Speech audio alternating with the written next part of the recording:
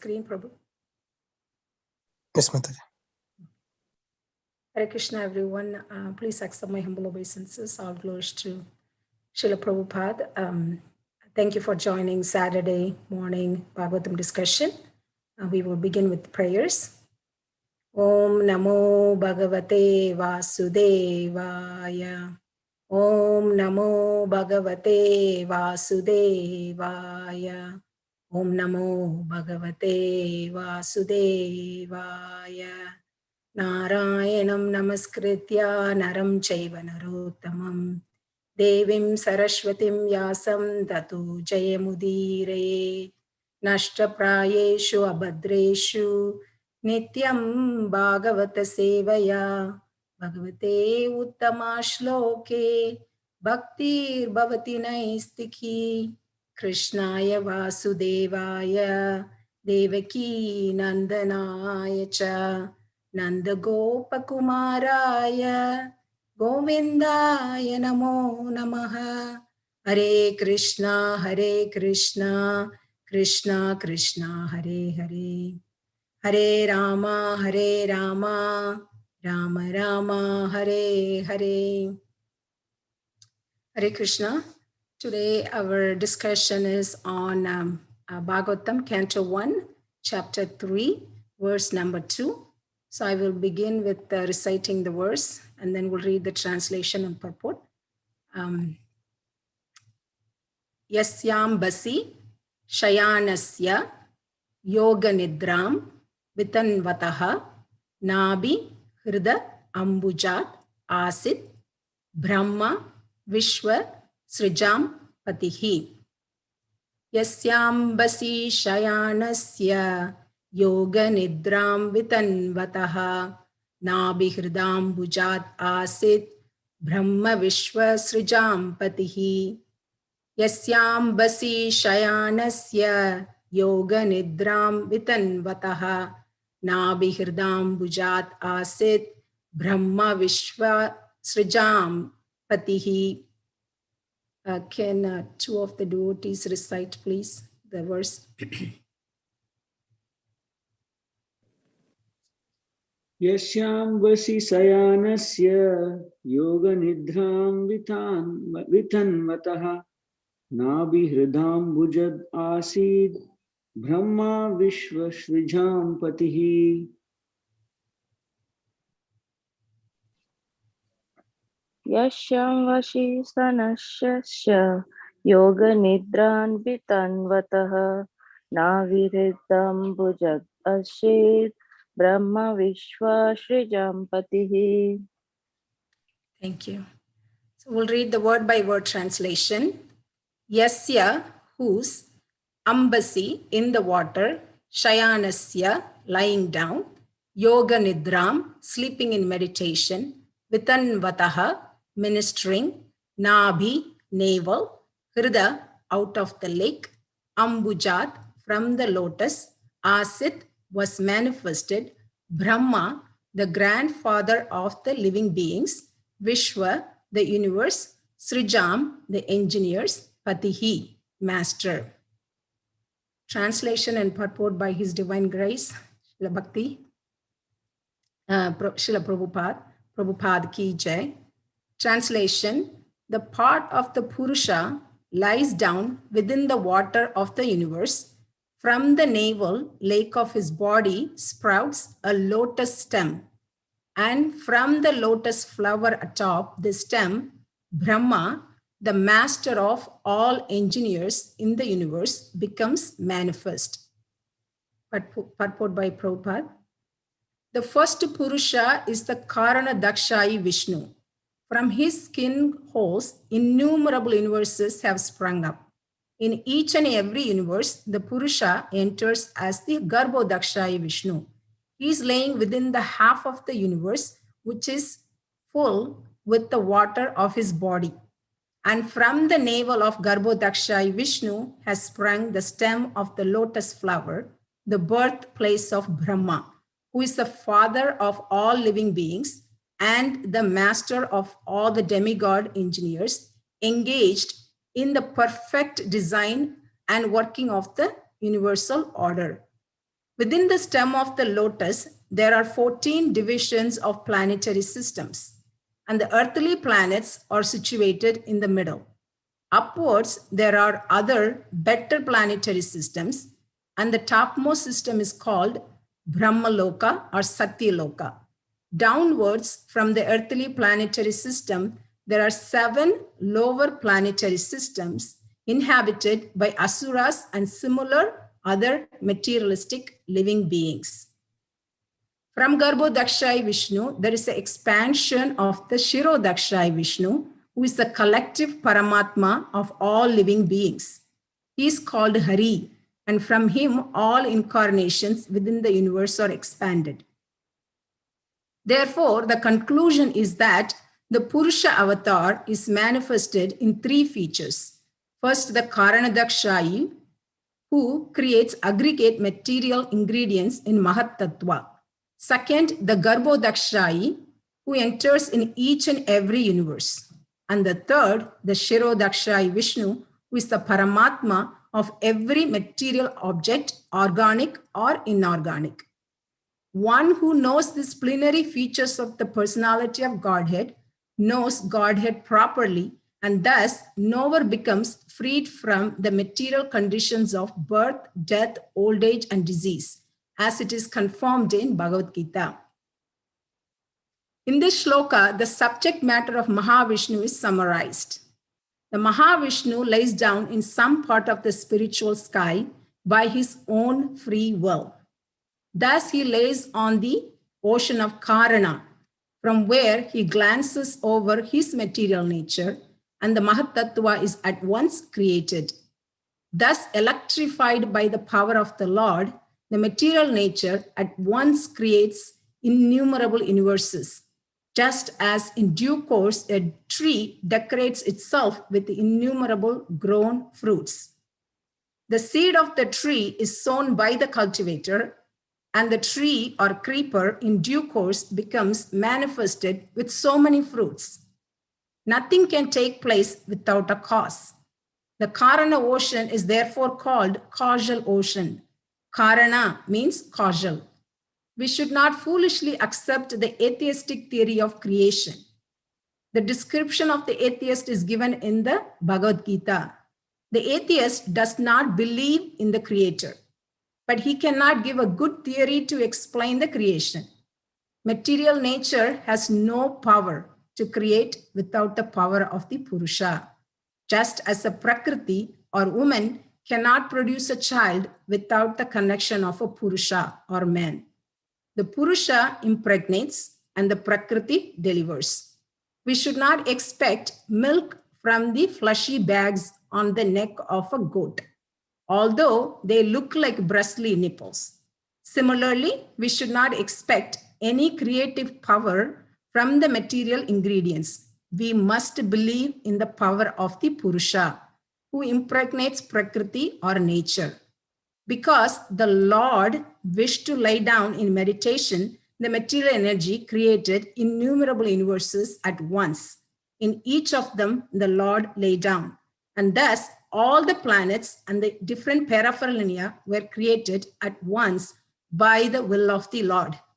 The Lord has unlimited potencies, and thus he can act as he likes by perfect planning. Although personally he has nothing to do. No one is greater than or equal to him. That is the verdict of the Vedas. I'll chant the Mangalacharan prayers and we can begin the discussion. Om Jnanatimirandasya Jnananjana Shalakaya Sakshurun Militamena Tasmai Shri Guruve Namaha. Namo Om Vishnu Padaya Krishna Prishtaya Bhutale Srimate Bhaktivedanta Swaminiti Namini. Namaste Saraswati Devi Gauramani Pracharini Nirvishesha Shunyavadi Pachatade Sadarini. Jaya Shri Krishna Chaitanya Prabhu Nityananda Shri Advaita Gadadhara Shiva Sadi Gaura Bhakta Vrinda. Hare Krishna, Krishna Krishna, Hare Hare. Hare Rama, Rama Rama, Hare Hare. I have a small PowerPoint for to lead our discussion today, so I will share that now.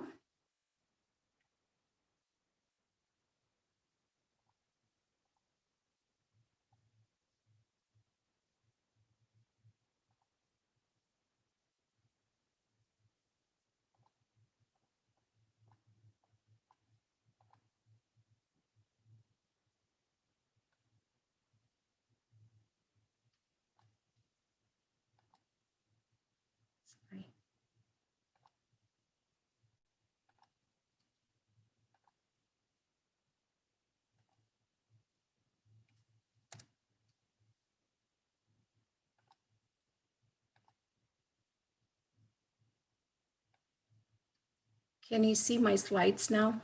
Yes, Mataji. Good, no, Mataji. All right. So, so we are discussing Canto 1, Chapter 3, entitled Krishna is the source of all incarnations. And we are going to discuss verse number 2 today. Padmadisha Prabhu began Chapter 3, verse 1 last week. Beautiful class. So in chapter 1, the sages in Naimisharanya ask 6 questions to Srila Sutta Goswami. And in chapter 2, Srila Sutta Goswami gave answers to the first 4 questions. What is the ultimate good for all? That is bhakti. Essence of all scriptures. Again, bhakti to Supreme Personality of Godhead. And then he answered the 4th question, that how did the Lord did adventures in relation to creation and maintenance. Basically, that's Purusha avatars. In that section, Sutta Goswami briefly explained 3 Vishnus in relation to creation and maintenance. Then he answered the 3rd question, what is the purpose of Krishna's appearance? To reclaim the people in mode of goodness. Now, excuse me. So the 5th question is they're asking about Leela avatars. Explain, describe the multi-incarnations of the Lord. But Sutta Goswami begin with explaining first Purusha avatars in the first 5 verses. Then he starts explaining the Leela avatars, because the Purusha avatar is the source of the other various incarnation. So in this 5 verses, the first 5 verses, he explains in detail. So we are going to cover the 2nd verse today. So this is the flow of 3rd chapter. Verse number 1 to 5 explains the roles of Purusha avatars. And then 6 to 29 explain all the Leela avatars. And then there's a summary verse in that section, which is the verse number 28, which explains Krishna is the source of all incarnation. The verse is Ete Chamsa Kala Pumsha Krishnastu Bhagavan Swayam Indriyari Vyakulam Lokam Mridayanti Yuge Yuge. Krishnastu Bhagavan Swayam. Krishna is the source of all incarnation. Verse number 30 to 39 explains the imaginary material forms, Virat Rupa. And finally, the chapter concludes with the glories of Bhagavatam. Bhagavatam is a literary incarnation of Krishna. So verse 2, the discussion for today, the content mainly is, mainly it's about Garbhodaksha Vishnu, the translation is. Prabhupada also help us understand the first 3 Purusha avatars and their activities, and what is the benefit of knowing Krishna's plenary features. And he explains absolute truth is a cause of all causes, and material nature is just an agent. So we, before we begin the discussion in the purport, I wanted to explain Krishna's expansions and process of creation very, very briefly, because expansions are innumerable and they are categorized in many ways.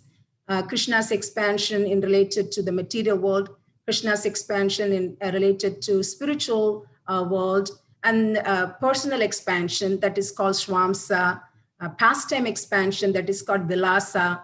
Then Vilasa is divided into 2 other categories, Prabhava and Vaibhava, meaning if their form and activity is similar to Swayam Rupa, then similar to the Swayam Rupa means the original personality of Godhead, Krishna himself, then they are called Prabhava Vilasa. And if they're different, they're called Vaibhava Vilasa. There is so many categories. The reason I wanted to just bring this here is I wanted to explain the expansion, how the Purusha avatar are expanded. Basically, Purusha avatars are expansion of expansion of expansion of expansion of Krishna. So I will show that in the next slide. Also, process of creation can be very, one can understand in a very simplified way. One can also understand very elaborately and detailed way, process of creation. It is also very complex. In Bhagavatam, there are several chapters that are dedicated just to explain the process of creation. In Canto 2, Brahma explained to Narada Muni in several chapters. Then again, Canto 3, Maitreya Muni explains that to Vidura again in several chapters. And in also Lord Kapila Dev explains to Mother Devahuti. So there are so many sections dedicated for process of creation. For this context, in related to this verse, we will try to understand in a simplified way. So this slide is, as I said, the category of Krishna's expansion is very, very expansive.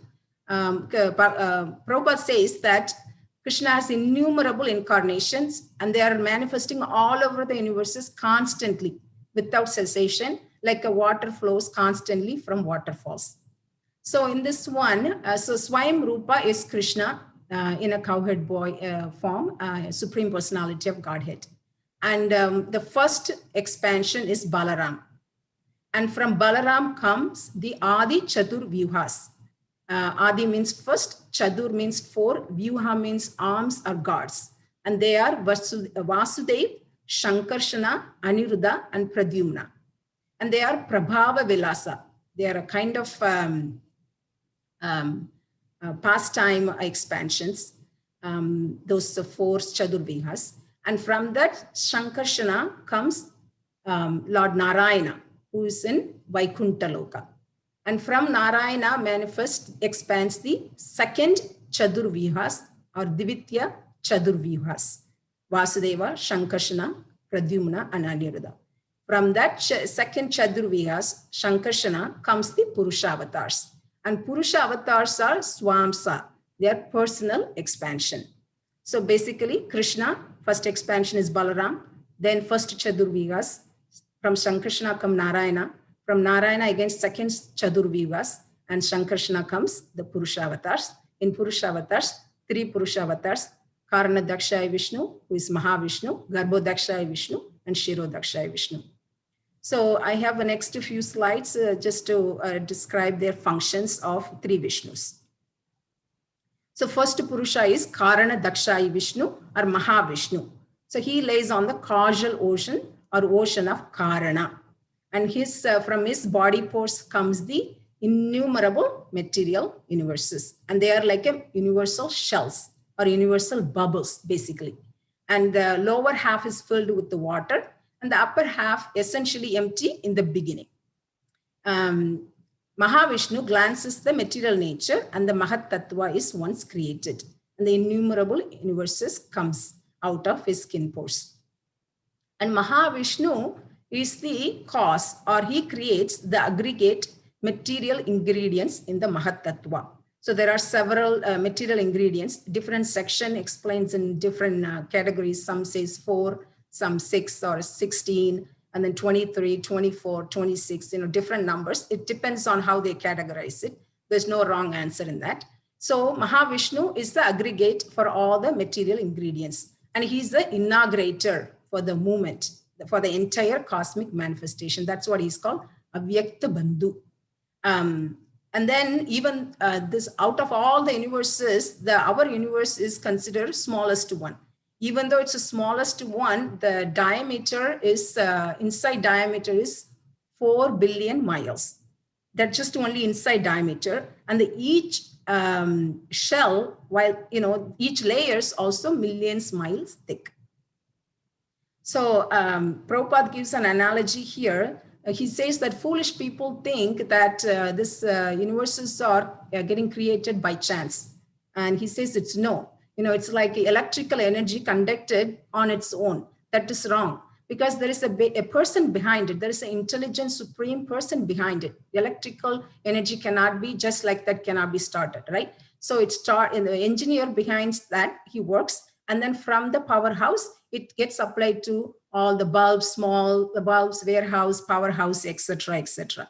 So in the behind person, the intelligent person, the supreme person is Mahavishnu here. He's the inaugurator for the movement of the entire cosmic manifestation.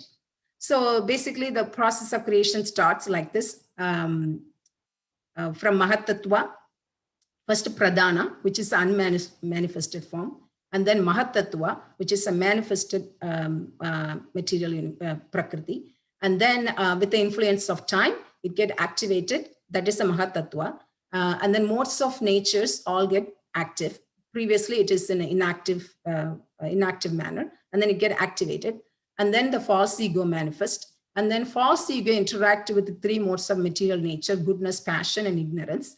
And then from that, all the different material ingredients manifest one after other. So that is a simple way of explaining the process of creation. So next we will see the activity of Garbhodakshaya Vishnu. So Mahavishnu expands and then enters into each and every universe, and who is Garbhodakshaya Vishnu. And from his perspiration, the universe is filled with his perspiration, and that is called Garbhodaka ocean. And he's the source of all incarnation in the universe. And from his navel sprouts the lotus, and then the lotus is the birthplace of Lord Brahma. And he's the first living being in the universe. Next is Shirodakshaya Vishnu. Shirodakshaya Vishnu expands from Garbhodakshaya Vishnu, and he enters the heart of all living beings in that particular universe. And Shirodakshaya Vishnu is super soul or Paramatma of this living being, and he accompanies each jiva.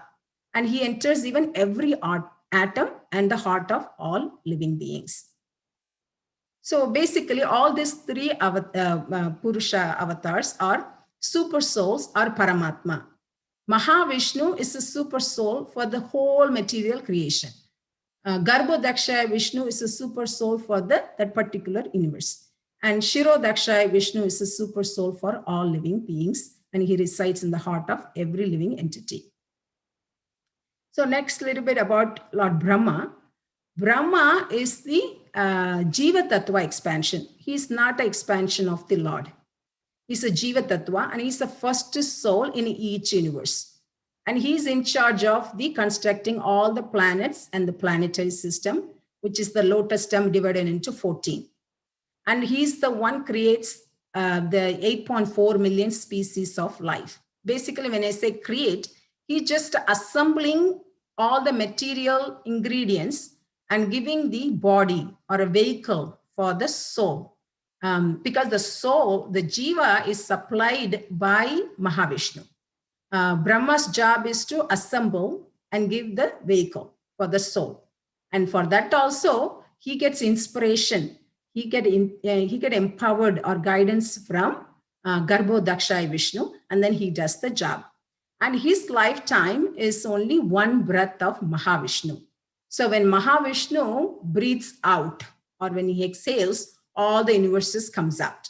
And then in each universe, Brahma get manifested. And then when he inhales, all the universes get destroyed and goes back into his body. And that is the lifetime of Brahma. And that is 310 trillion solar years, according to solar calculation. So next we will see. So I just have this picture. Prabhupada mentioned in that purport, the Bhumandala, or the Earth planet, is in the middle, and that the top lokas are upper planetary system, starting from Satyaloka. Satyaloka, Tapaloka, Janaloka, Maharloka, Swargaloka, Bhuvarloka, and Bhuloka. And the lower planetary 7 planets are for people like Asuras and materialistic people. They are lower planetary system, Attala, Vittala, Suttala, Talatala, Mahatala, Rasatala, and Patala. So we will stop in this description. So next we will go a little bit about the other information Prabhupada gives in the purport. So Prabhupada, after explaining the 3 Purusha avatars in the purport, he says that if one knows the plenary features of the personality of Godhead properly, then we will be freed from material conditions of birth, death, old age, and disease, as it is confirmed in Bhagavad Gita. How is that? So in Bhagavad Gita, Krishna says 4:9, Janma karma cha me divyam yevam yoveti tatvataha yaktva deham punarjanma naiti mam etiso Arjuna. So Krishna says that if one knows his transcendental nature of his appearance and activities, does not upon leaving the body take birth again in the material world. Punarjanma na, no more birth. So the key words in this is divyam, which is transcendental, tatvataha, in truth. So Krishna's appearance and activities are transcendental. It is not material, it is transcendental. And tatvataha, one must know this in truth. So what does that mean? So people in general, like people know Krishna out of their tradition or culture. A lot of people know about Krishna, but they don't know him in truth. How they know Krishna? They think that Krishna is one among gods, and he comes as like a naughty boy. He steals butter. He steals the clothes of gopis. That is the understanding. That is not in truth. Actually, Krishna is the supreme personality of Godhead. He's the cause of all causes, but he still appears as a sweet boy. Of course, he steals butter for what? For the sake of love of his devotees, to reciprocate with his devotees. He's the supreme father for everyone, but he still appears as a tender child, right? That is again to reciprocate with his devotees. He has millions and billions of devotees, goddess of fortune, waiting for him in the spiritual world to serve him. But he still appears on earth, and then he get controlled by his devotees. So that is out of love for us, like he's reciprocating. So when we know this in truth, we automatically love him. And when we love him, he reciprocates. And what is this reciprocation? Take us out of this material world. That is a reciprocation, right? So when we know him in truth, there is no birth, death, old age, and disease. And then Krishna says in chapter 5:29, Prabhupada called this as a peace formula verse. Bhoktaram yakya tapasyam sharvaloka maheswaram suhirdam sarva bhutanam jnatvam shantim richati. So one knows if Krishna is the beneficiary for all the sacrifices, Krishna is the god of all demigods, all planets.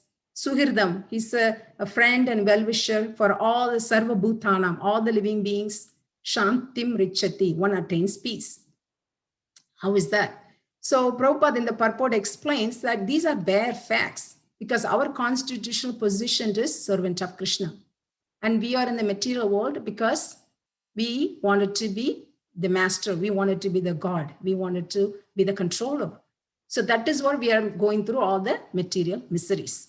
But when we understand he's everything, then we become peaceful, right? So when we understand this, he's a Sarvaloka Maheswaram. And then we can attain peace and then from the banks of material miseries. I was reading this verse from Chaitanya Charan Prabhu's daily Gita enrichment. In that, Chaitanya Charan Prabhu explains there are 3 R's, R. The first R is recreation. There are people with the attitude that this material world is created for their enjoyment. So that is their attitude. So they make use of this material world for their enjoyment, and they are in the path of karma. And there is a next R is called rejection. Rejection means some people have an attitude, this material world is full of evil, not a good place. So they reject. So they are in the path of jnana. They are detached from this material world, but they don't have an attachment to the spiritual or the Lord. So they are in the mood of or attitude of rejection. And the third one is reciprocation. People, those who know this material world belongs to Krishna, and they reciprocate, they use everything in Krishna's service. The material world is to render service back to Krishna. Then even though they are in the material world, they are very happy. So peace, they don't have the material miseries. So that is reciprocation. So we will see next few slides. Prabhupada give a beautiful few analogies in this purport. The first one Prabhupada gives is the seed, the tree analogy. So when we see a tree which is bearing a lot of fruits, we think that tree is the cause for the fruits, right? That's apparent. Apparently, it's the cause. But actually, the seed is the cause, and also who is sowing the seed, the cultivator, is the cause of all causes. So similarly, even though the material nature is delivering all the living beings, apparently it looks like material nature is the cause, but material nature is not the cause, because the jivas are supplied by Mahavishnu. It is getting activated by Mahavishnu, because by nature, material world is, or material nature is inert and dull. It cannot function on its own or on her own. So Krishna is the seed giving father. So in Bhagavad Gita, Krishna says 9:10, Madekshena prakriti suyate sas characharam hetuna nena kaunteya jagat viparivartate. So this material nature is one of my energies. Krishna has multiple or innumerable energies. He says it's one of my energies and it's working under my direction. And it's producing all moving and non-moving beings. Under its rule, this manifestation is created and annihilated again and again. So very clear. He says it's my energy and it works under my direction, and it's doing all the creation and annihilation again and again. So Prabhupada gives an example that if a financier wants to construct a house or some building, they have to have many people. Like they have to have architect, engineer, laborers. So they have to have many people for them to get the job done. But Krishna doesn't need anything like that. He has innumerable energies and he has innumerable expansion. He can do what he wants to do just by his will. So, and then in Brahma Samhita, the first verse, we all know this verse, Ishvara Parama Krishna Sachidananda Vigraha Anadir Adir Govinda Sarva Karana Karanam. So the key word is Anadir, beginningless. He has no other origin. And Adir, he's the origin. He's the beginning. Sarva Karana Karanam, cause of all causes. Right? So the next analogy Prabhupada gave in the purport is a woman need a Purusha or man to produce a child. She cannot produce on her own. Similarly, the Purusha impregnates the material nature and Prakriti delivers. Right? In Bhagavad Gita, Krishna says that I am the seed-giving father. Sarva yoneshu kaunteya murtaya sambhavantiya rasam brahma mahat yoner aham bija pratapita. Aham, I am, bija pratapita. I am the seed-giving father. By that only, every living being is made possible in the material nature. The seed is just his glance. His mere glance is the seed. And he also says in 1039, Ya chapi sarva bhutanam bijam tataham arjuna natat asti vinayat syan maya bhutam characharam. Again, bijam tataham. I am the generating seed of all existence. There is no being, moving or non-moving, that can exist without me. So it's in the spiritual world or material world, everything is Krishna or Krishnas. That's what Prabhupada says, Krishna or Krishnas. Nothing can exist without him. Everything is existing because by Krishna's energy. But if we see something separate from Krishna or independent of Krishna, that is Maya, and that is also Krishna's energy. So there is nothing exists without him, right? And the third analogy Prabhupada gives here is the nipple on the neck of the goat. So it looks like nipple, but it does not supply milk. Similarly, the material nature may look like it has a creative power, but it does not. We cannot expect the creative power from the material nature. It is the power of Purusha which who impregnates the Prakriti. So in the same way, Prabhupada also, I like this analogy of scorpion from the rice. In Bhagavad Gita 14.3, Prabhupada says that a scorpion may be seeming like coming out of rice, but actually the rice is not the cause of scorpion. Actually, the mother scorpion lays its eggs in the piles of rice, and then the scorpion comes out of it. Similarly, the living entities seem to be coming out of, or it's a product of material nature, but the material nature is not the cause. It is the Supreme Lord who is the seed-giving Father who is supplying. So basically, material nature is the secondary cause, or she acts as an agent for the Lord. So, so next couple of slides, I wanted to talk about why creation in this connected to this verse, because one can understand the material creation, the complex material creation very nicely, like, top to bottom, from which to which comes and how it's being created. But if one does not understand the purpose behind it, the mood or intention of the Lord behind this creation, then they are losing the essence, right? So I thought we'll see a couple of slides about why material creation. Why material creation?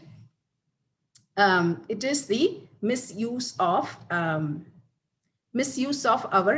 God-given autonomy. So we have given autonomy or independence by the Lord, even though it's minute. We have a choice. We have a right to either use it in a right way or wrong way.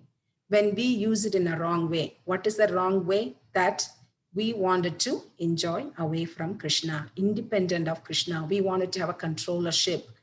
We want to be the master. So when we think, our intelligence is covered by Maya or illusion. And for that reason only, the material nature is being created. So it's like a child can ask for a toy to a parent.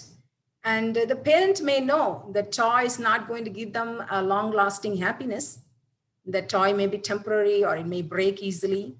Their parent knows about that. But then in order to fulfill the desire, because the child also has some autonomy, right? So to fulfill the desire, the parent does get the toy to them, right? So, one may ask, okay, so if God knows already that this place is full of miseries, dukkhalayam ashashvatam, temporary, he could have stopped us, right? Why he didn't stop us? That common question, like many ask that question. But our constitutional position as a jiva, a soul, is to love Krishna, eternally love Krishna and serve Krishna. But when we, in the conditional state, we misuse our autonomy, so we lose that loving propensity or serving attitude towards the Lord. And Krishna can do anything. At 1 minute, he can make us love him, serve him, but that forced love is not palatable. Prabhupada also says that love should be a good exchange of feeling. It should be voluntary. It should not be forced. Like, forced love is not at all palatable. So for Krishna also, it's the same thing. He wants us to voluntarily love him and serve him. So that is the reason the material world is being created. And then, move this, sorry, I cannot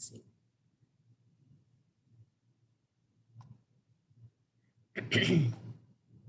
Prabhupada, in many, many lectures, he explains the analogy of prison house. This material world is a prison house.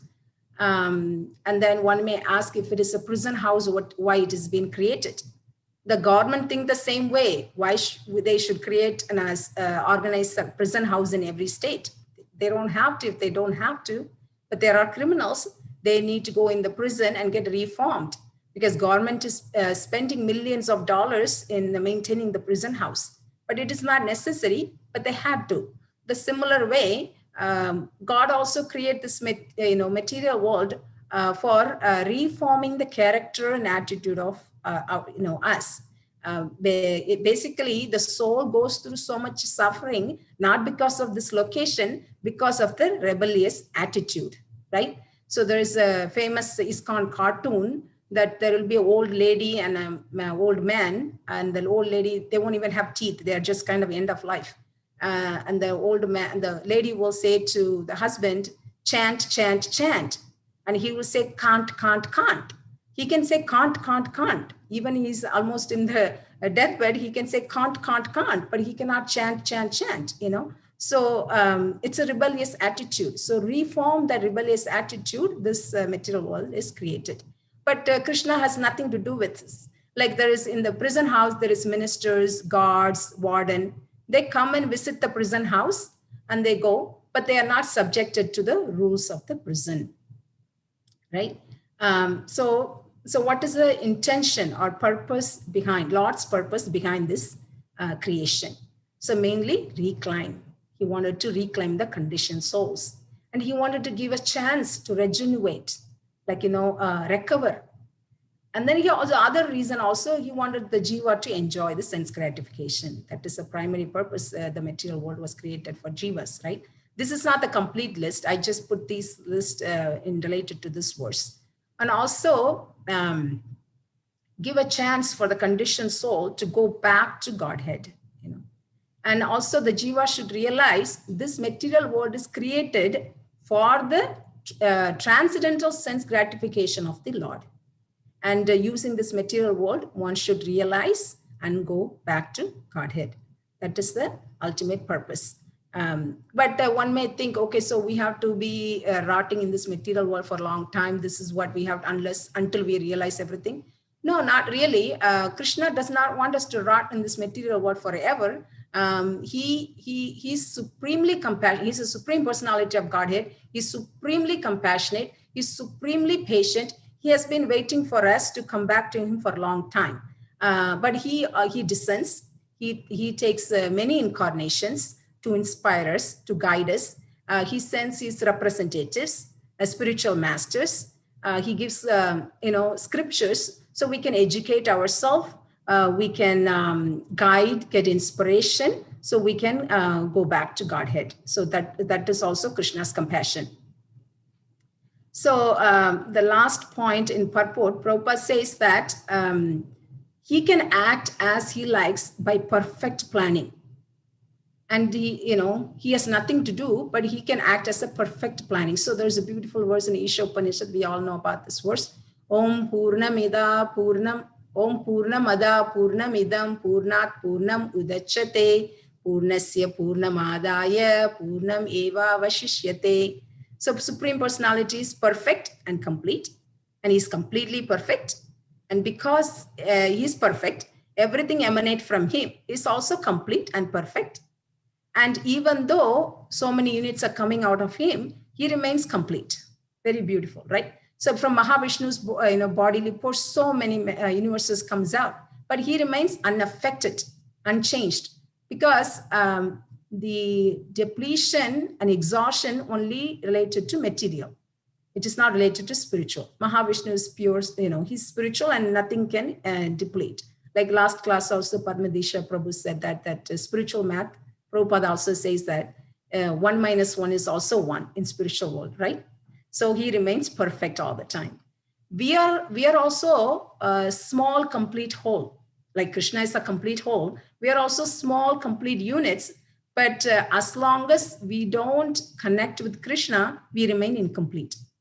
When we don't have a complete knowledge of the complete whole, we are incomplete. So that's very beautiful. The Prabhupada gives analogy of hand getting cut off from the body. When the hand gets severed from the body, it loses the potency, right?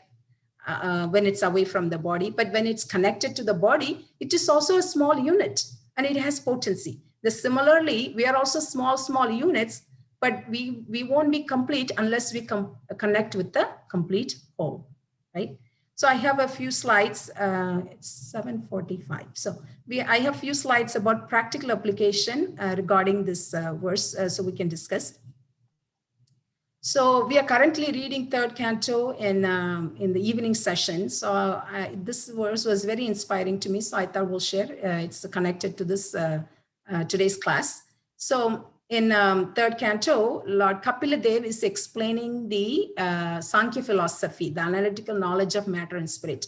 In that, he explained the process of creation, all the material ingredients, very, very elaborate way.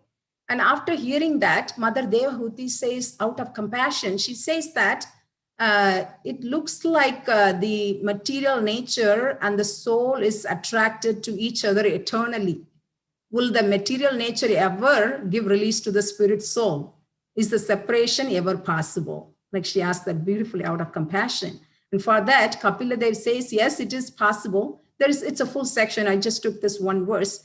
he says that it is possible by doing serious bhakti, seriously discharging devotional service, tivira bhakti, and hearing for a long time about me.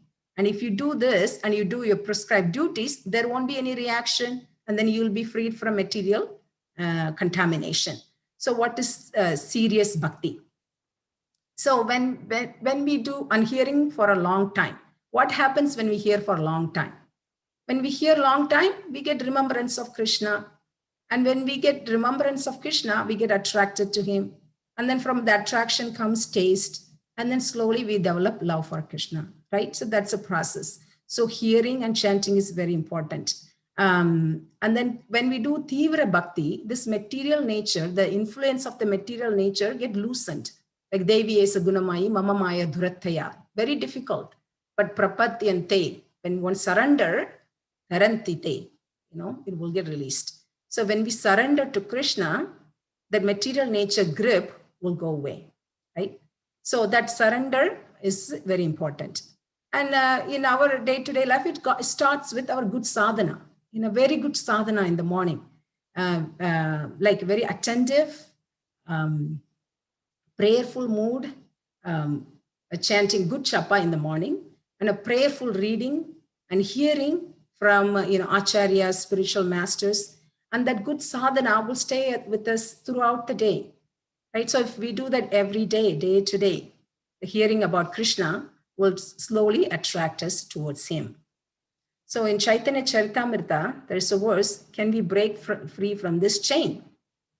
Because we are eternally servant of Krishna, but we are influenced by Maya, so we've forgotten our original position. So the material consciousness is like a chain around our neck now. It's kind of tight. So how do we get rid of this? By only Krishna's mercy. Guru and Krishna can help us. How? By teaching us the bhakti. And when we follow the spiritual master instructions and serve him, what will happen? It will attract Krishna's mercy. When Krishna's mercy is attracted, we get liberated. So, I was going to share a story here that I read recently. His Holiness, I think I shared this story before too. His Holiness Sachinanda Maharaj book, Living Name, I was reading. In that there is an elephant story. There was an elephant, he was a baby elephant at that time. They got him from the jungle and they tied him to a big, heavy iron chain. And then the elephant was trying to escape all the time. So when during that struggle, he got injured and his leg got injured and pus was coming out, blood was coming out. He was keep trying. At one point, his mind thought, it is my fate, I'm going to give up. And he gave up. And then they switched the iron chain to a very flimsy, thin rope. But he never tried to escape because his mind got set up like, this is my fate and this is the way I'm going to. So he never tried to break that rope. Finally, that elephant got sold to a circus. And one time that circus got in fire.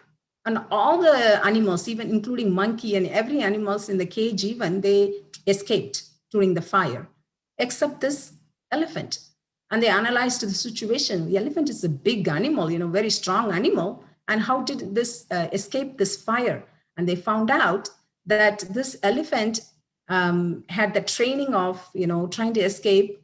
And then he gave up that mentality. And then even though he was tied to a very flimsy, thin rope, he never tried after that to escape. So like that, over the lifetime, the many, many, many lifetime that we have taken birth, we have so many impressions, desires in our mind that it's hard to get it off.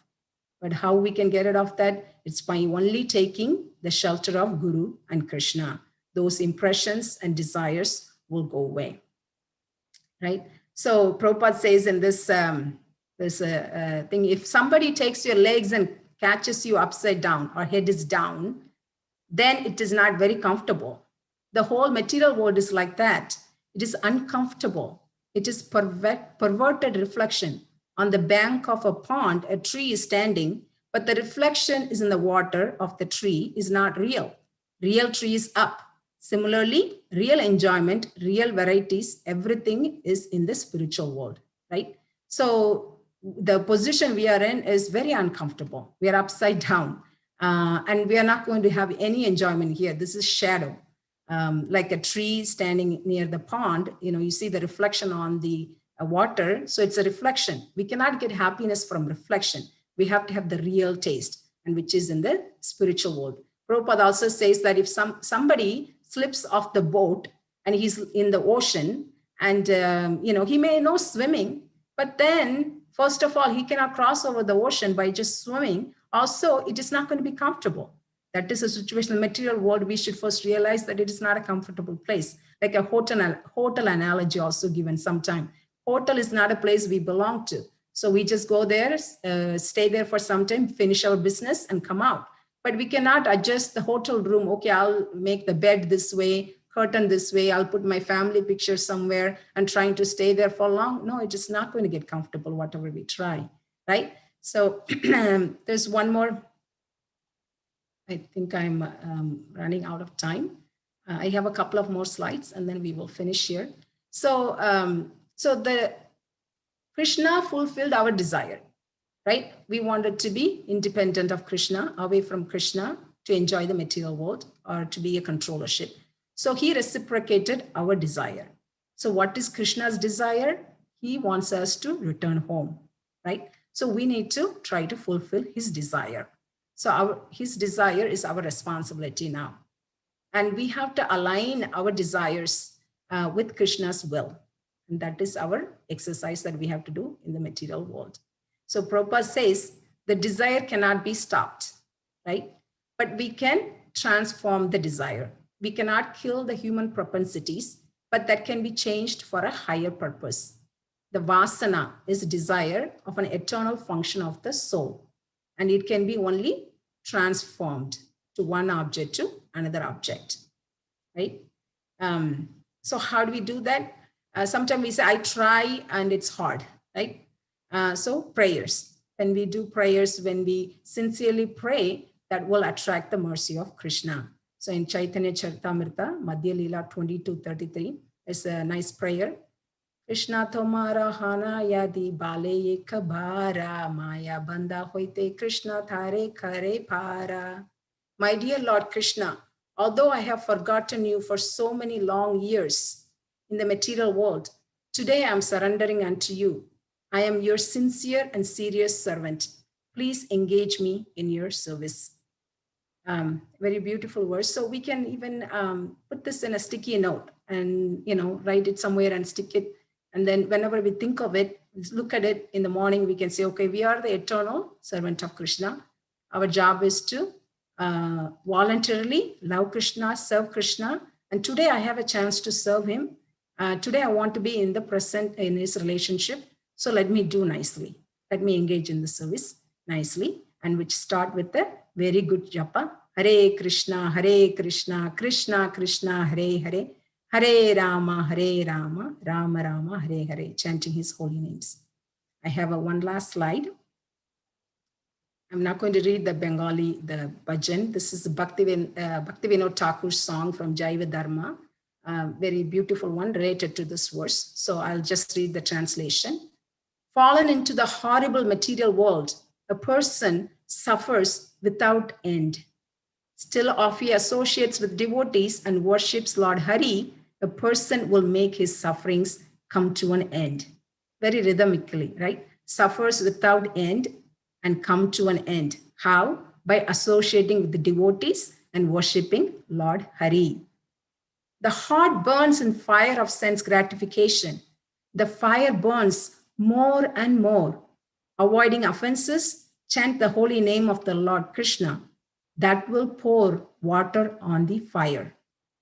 So this fire of sense gratification can be put off by pouring water, which is the chanting the holy names of Lord Krishna. He who has taken shelter of the lotus feet of Lord Chaitanya and Lord Nityananda is my shelter in life and death. Thus says Kalidasa. To summarize, I'll take 1 minute to summarize. So in this verse, We saw 3 Purusha avatars and their functions, a little bit of process of creation and Krishna's expansions. And Krishna is the cause of all causes. We saw a few analogies given by Prabhupada. Why this material world is created, what is the mood or intention of Lord behind this material creation, and some of the practical application, how we can break this chain, the material bond. And that's all I have for today's discussion. Thank you all for joining, and it gives me a lot of inspiration to have your association. If I said anything wrong, please correct me. I know I ran over time. And we don't have much time for discussion, but if we are okay, we can have a few minutes of discussion and some comments, and correct me if I have made anything wrong. Thank you all so much. Hare Krishna. Thank you very much, Mataji. Whatever little I know solidified now.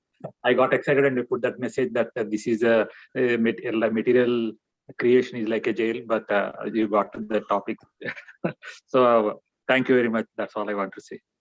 Thank you so much, Prabhu, for sharing. Hare Krishna. Hare Krishna. Thank you so much, Mataji, for doing this. I can see your thinking pattern, how you are thinking when you are trying to address a specific verse. I was very logically able to see your flow. The excellent part was that you know, very nicely, and that's something we have to really, keep on doing. Like you were, talking in context of what Prabhupada is writing in the purport. And that's the real essence of the Bhagavatam. That's the real essence of this course. I mean, this, gathering. When we are here, we don't want to dynamically or, talk things from all over the place, rather. And that way, we'll basically learn the Bhagavatam in a systematic way. That's what I would like to do going ahead.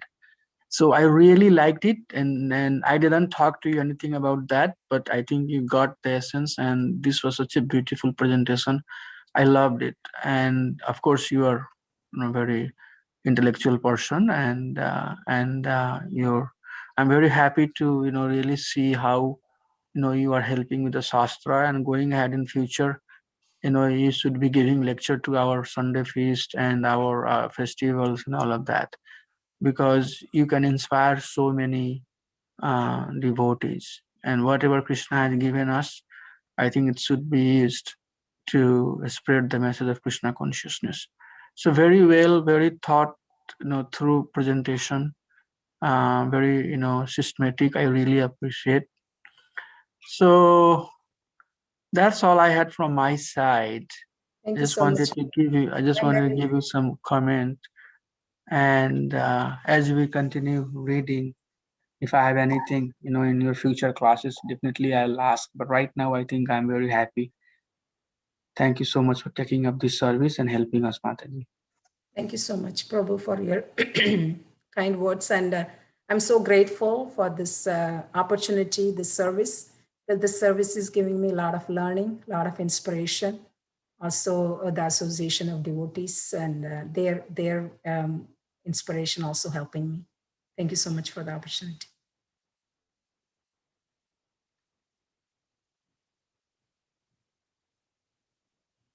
So anybody has any question for Mataji? I mean, we have some time, not a problem. Hare Krishna Mataji, please my humble obeisances. Hare Krishna Prabhu, please accept my humble obeisances too.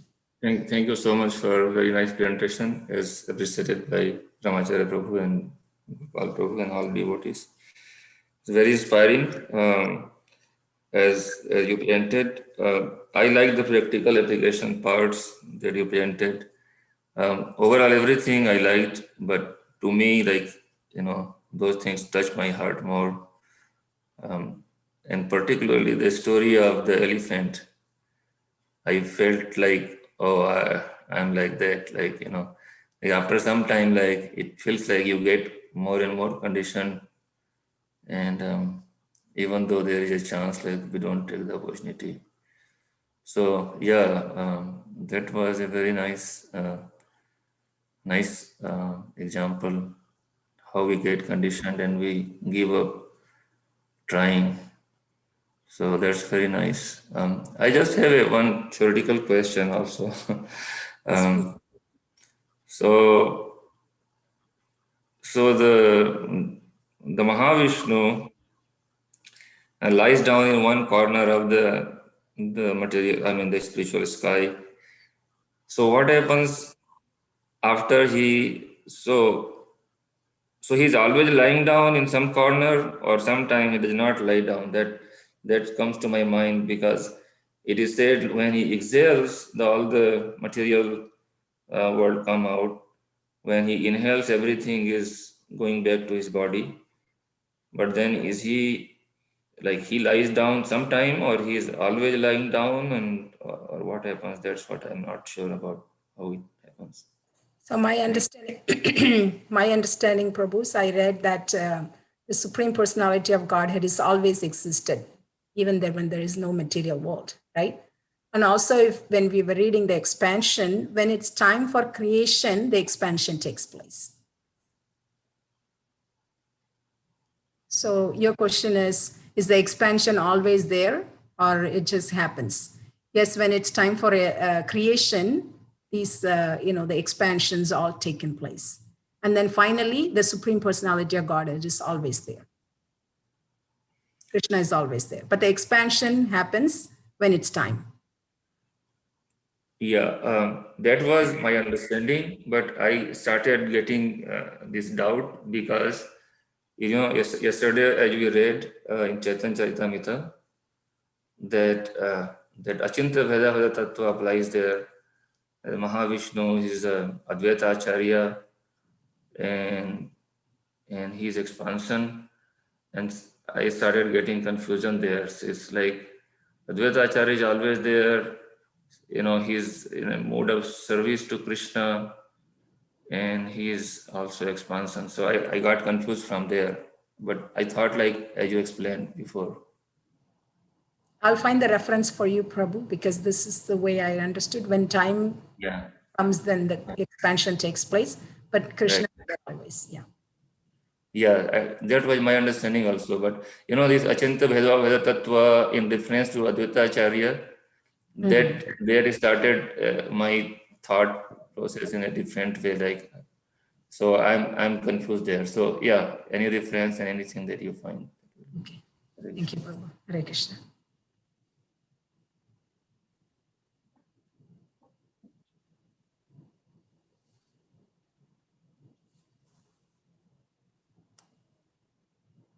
So Mataji, if you, I think there is some description about that in 11th canto of Srimad Bhagavatam.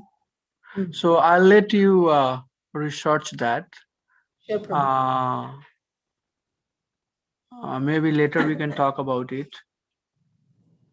But it's basically the Pradhan and Viraja River, where they are exactly, and where is the abode of the Mahavishnu. All of that, you can, I think, get it from 11th canto. So we'll talk when you have your research done. But yes, we'll just let it open for now. Sure. Thank you, Prabhu, for adding that. Any other questions, discussion points? We can take 1 or 2 minutes. Thank you, Mataji, for the wonderful pearls of wisdom. Nicely went through Prabhupada's purport and broke it down and easier to understand for us. And the practical application, like what Rup Vilas Prabhu said, that helps connect to the verse and how I can carry the message for a longer time. Thank you, Mataji. Thank you, Prabhu, for your comments. Hare Krishna, Ujeshwari Mataji. Hare Krishna, Prabhu. Yeah, thank you, Mataji, sir. Very beautiful pictures, the creation, and so much in detail you depicted in the presentation. So nice, like other devotees said. All the Prabhupada points, the analogies, I like that analogies like 1, 2, 3, like whatever is there. So you clearly explain those analogies and very nice. I can't discuss. I don't want to repeat what all the other devotees said. Thank you for the presentation. And I like a simple thing that you mentioned, Chaitanya Charan Prabhu's triple R. It was nicely mentioned like Karma Yoga, Jnana Yoga, Bhakti Yoga, very simple, Yes. simple term. I Very like nice. that. Yeah. So that is very wonderful point. Thank you very much for presentation. Thank you. Hare Krishna. Thank you. I really like Chaitanya Charan Prabhu analogies, simple things. And it's easy to understand and know it will stay in our heart forever. So those kind of analogies. I was thinking about Narayan Prabhu's recent drama on RRR. Right. But I didn't understand much. The dialogues I didn't understand. I got the essence. Mm-hmm. And I was reading Chaitanya Charan Prabhu's book on this verse. I was thinking that similar RRR. So. Yeah. Yes, ma'am.